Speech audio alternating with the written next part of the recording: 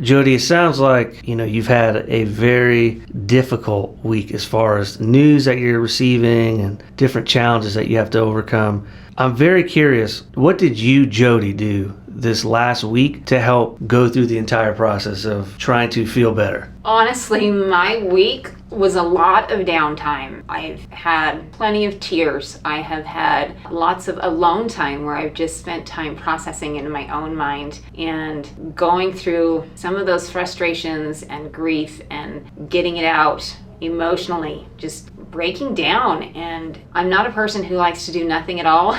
It's really hard for me to do, but I definitely spent a lot of time this week just sitting, meditating, thinking, crying, praying. Sometimes I might get out a coloring book and color with Sharpies or something so that I had a little bit of something to focus on. But I really have had to learn that for myself, I've got to go through all of that and I've got to process it, and I've got to deal with my own emotions and my own fears and my own mental health before I can start to put it out there, before I can talk to people about it. Because when I do talk to people about it, I want to be able to be positive and be hopeful and ask for their help and support, which means I have to get there mentally for myself. So this week was a lot of time sitting in my backyard on my deck, crying, processing, and just spending time alone, and then having a very few select conversations with people that I knew I had safe space with, that I could express, I don't want to say the negative things, but express a little bit of those fears and frustrations and disappointments that we're here again,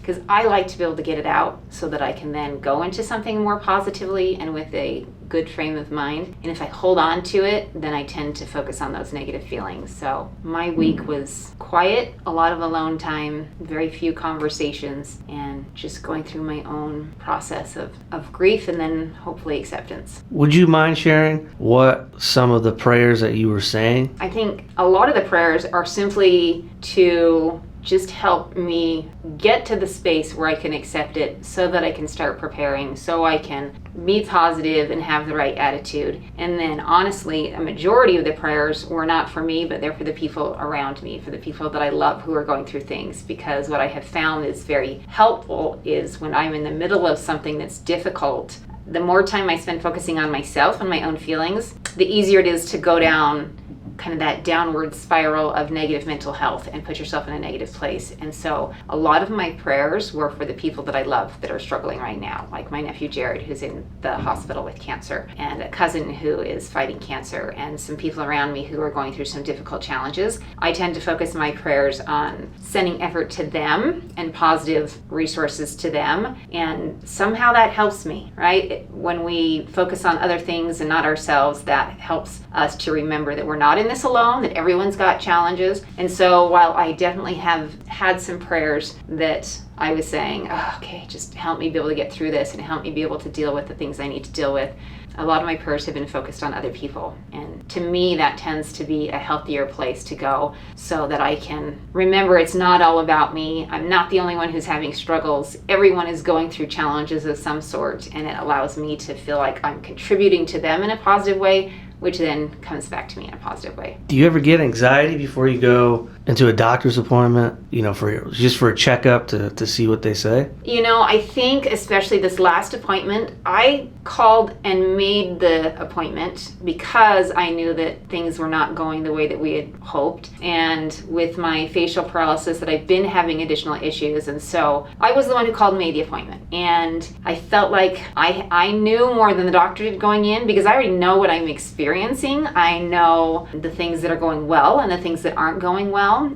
But even knowing that, there was that fear of, am I going to be told, okay, we just got to go have another surgery, and you got to find a way to get to California, and you got to get the money, and you got to get all the things ready. And so there was definitely some anxiety. There was some anticipation, and there was that nervousness of, what are they going to say, and what is that message going to have as an impact on my life? I think the bigger thing that makes me nervous is, what is the impact going to be? What is it going to mean I'm going to have to do? What are we going to have to go through? What are we going to have to prepare for? Because everyone in the family has to prepare in some way. Everyone, my husband's got to do certain things, my family's got to do certain things, but obviously I've got to prepare myself physically and mentally as much as possible to be in the best situation so I can have a good outcome. And I think that there's definitely some anticipation, there's some anxiety, and then immediately getting off the call, there were some tears and a little bit of sadness and frustration that we're going to be doing this again. And it might sound crazy because at the same time, I don't know how you can experience these two things at the same time, but I was honestly feeling both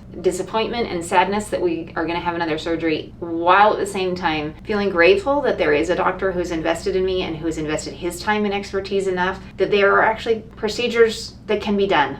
And part of me thinks, because there's not someone closer, could we just go to someone here and I don't have to travel and wouldn't have to be as difficult? But the reality is, I know that we're in good hands. We're in the hands of someone who cares. We're in the hands of someone who really does want to help and who has dedicated his life and his career to helping people just like me. So I'm trying to still process all of it and have that anxiety go away so that we can get to dealing with things and moving forward. Well, here's to put a positive visualization. Perfect scenario. What do you want? What would be a successful operation? So that's a great question, because I think that's part of what I've been dealing with this last week, is realizing that a perfect scenario has changed. What I used to believe would be a perfect scenario has changed, and now what is a perfect scenario coming out of this surgery? I've had to let go a little bit of the idea of, a spontaneous smile and everything that functions perfectly together. Now I would say, coming out of this surgery, what would be a perfect scenario? If I have closure of my eye, if my lid is able to be high enough and then come low enough that I can have a blink, and if we're able to lift this muscle enough that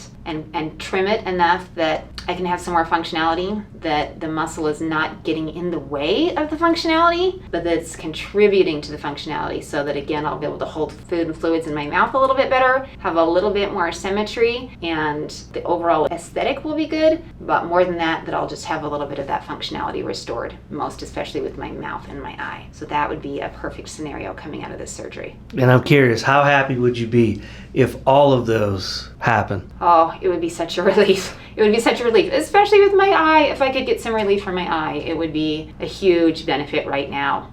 After years of not having to use eye patches, I've gone out and bought all of these new eye patches because I'm struggling so much with my eye that it's often better just to keep it covered and to have that extra protection, because there are so many challenges when your eye doesn't work.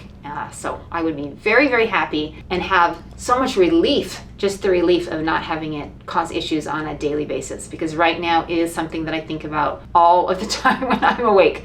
Every minute of the day, I'm thinking about it. I have sunglasses with me all the time. This is going to sound crazy. I tried something new last night. Someone in the facial paralysis community said a good way to keep your eye closed at night when you don't have closure for yourself. We've all tried a million different things. You tried patches, you tried taping your eye closed, wearing gauze or something over and then taping it closed. None of those are great solutions. But I heard from a friend, Brenda, call out, I heard from a friend that you can use press and seal, like the stuff that's like saran wrap, only it's got a sticky side, and that you can use that to cover your eye. And so for the first time last night, I tried press and seal to keep my eye closed at night. And I have a picture. We'll put the picture on there. I took a picture of what it looked like, and I took a picture of this press and seal wrap and pressed it all along the top part of my eyelid and the outside of my eye, and then pressed the eye closed, and then kind of sealed it along that bone there at the bottom. And it was far better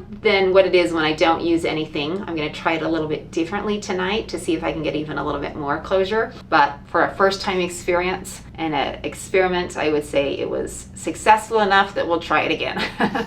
So to get a little bit relief would be huge and would go a long way toward physical and mental health, just being able to let go of a few of the little things that I deal with on a daily basis.